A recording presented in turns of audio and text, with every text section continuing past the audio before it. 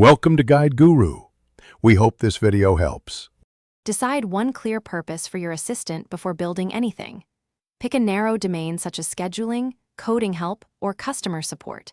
Collect and label about 10,000 examples for initial training and testing.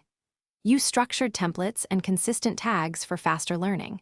Choose a platform such as Python, Node, JS, or a cloud API provider. Plan compute needs such as 16 GB RAM and a GPU if training locally.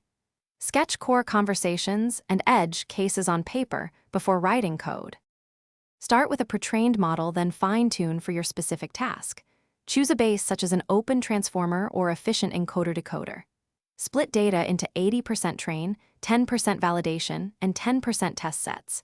Use evaluation metrics like accuracy, F1 score, and user satisfaction. Implement data augmentation and prompt engineering to boost performance. Train in short cycles and monitor loss, validation metrics, and overfitting signs each epoch. Save model checkpoints every 1,000 steps for safe rollback. Deploy via containers and auto-scale to handle peak traffic. Use orchestration like Kubernetes or managed cloud functions for reliability. Monitor logs, latency under 200 ms, and user feedback daily. Set up telemetry for errors, wrong intents, and drift in behavior. Implement rate limits, authentication, and data encryption at rest. Include a rollback plan and automated tests for each release. Iterate weekly on prompts, data, and safety filters to steadily improve the assistant. Thanks for watching. Consider subscribing if we helped you today.